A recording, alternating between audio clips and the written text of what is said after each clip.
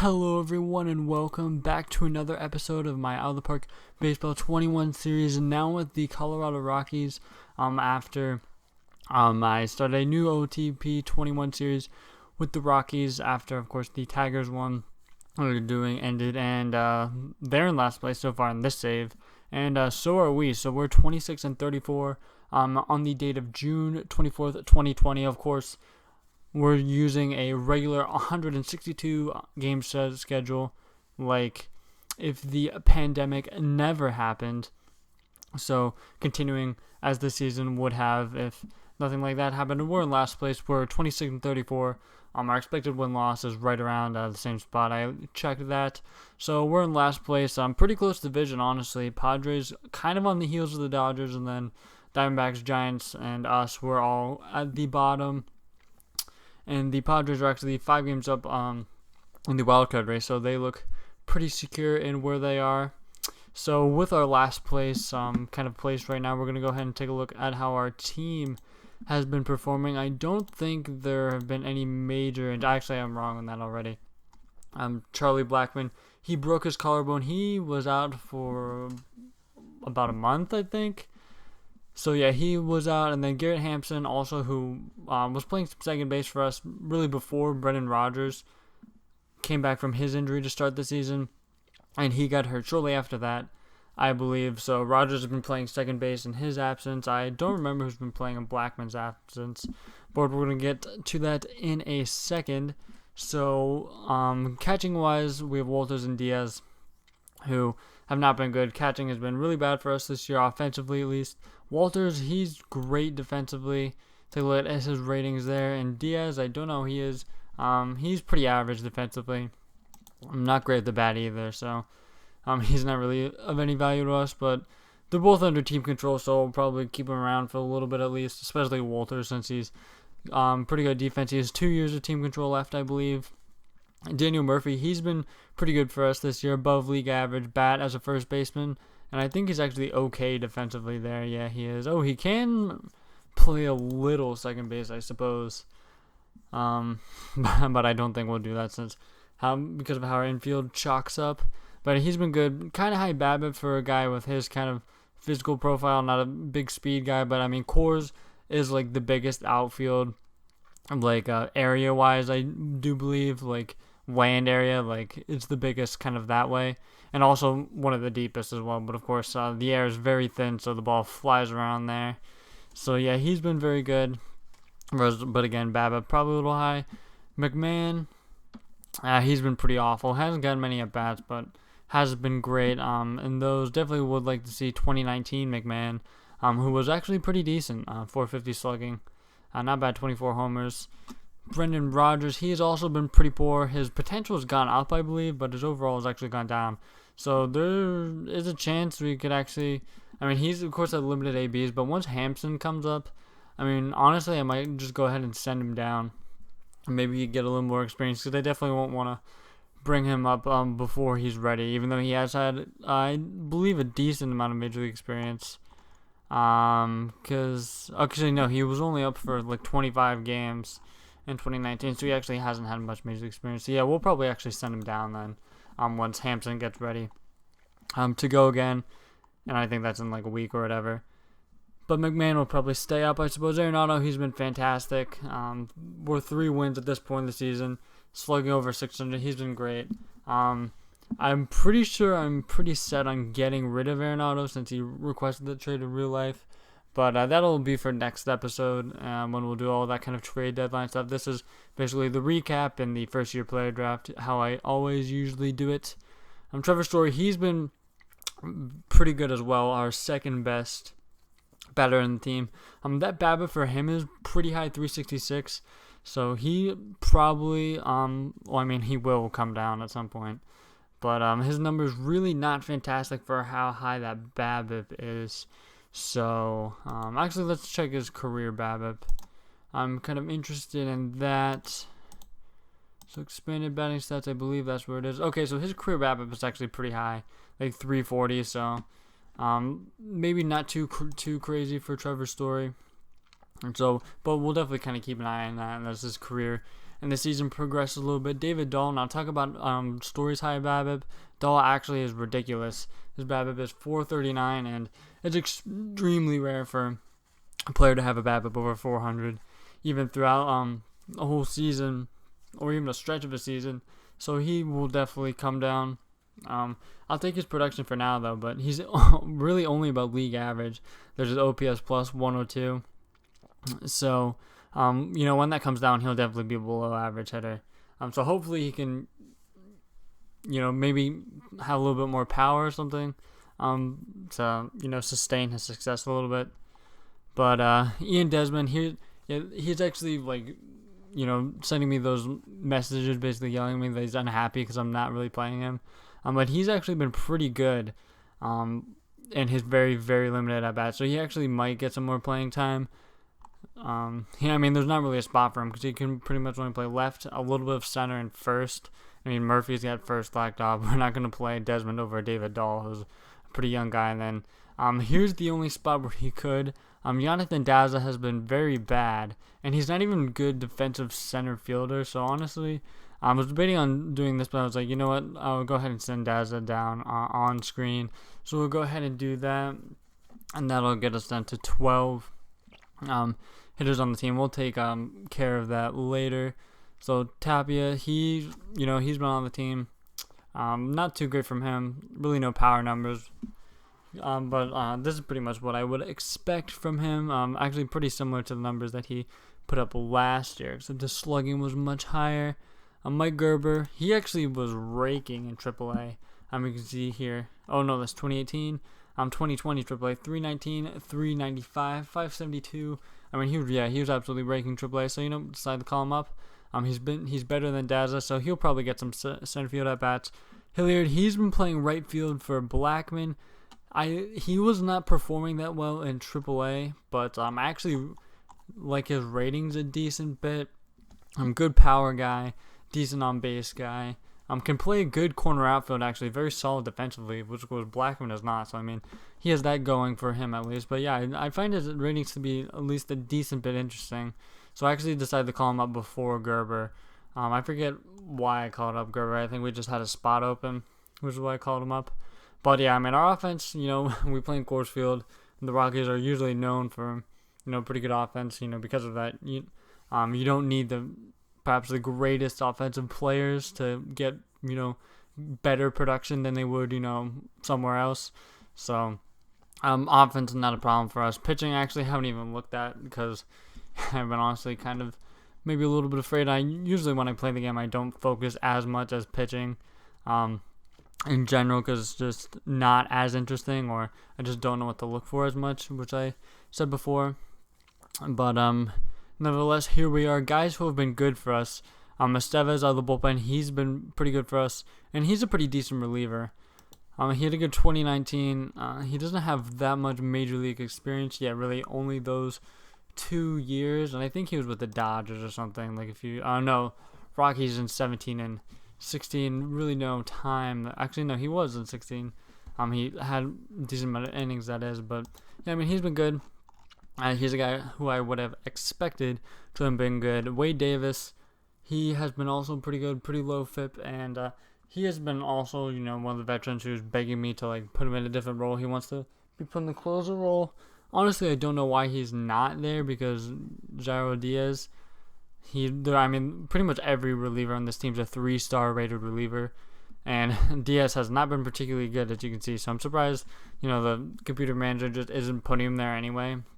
But he's a guy who I'm definitely going to try to move, and he has a team option next year, so I don't think it should be that difficult. A contending team desperate for bullpen help would probably be interested in him, especially a big market team.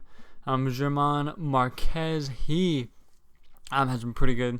So for us this year, by far our best starter, FIP in the mid-3s, and he's the best starter on our team, so I'm not really shocked there.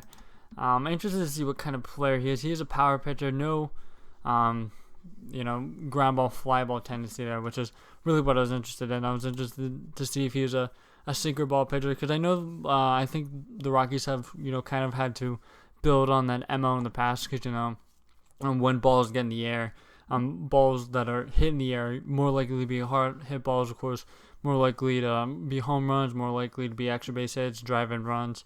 And, they kind of were interested in sinker ball pitchers to kind of combat that, but a lot of them were having issues with like those sinkers not moving as much as they did in other parks. So, not really having that sinker effect, and a lot of them get hit around because, a lot of those sinker pitchers don't have the highest velocity, so they, really rely on that movement to get outs and get those ground balls, and that just wasn't happening for them.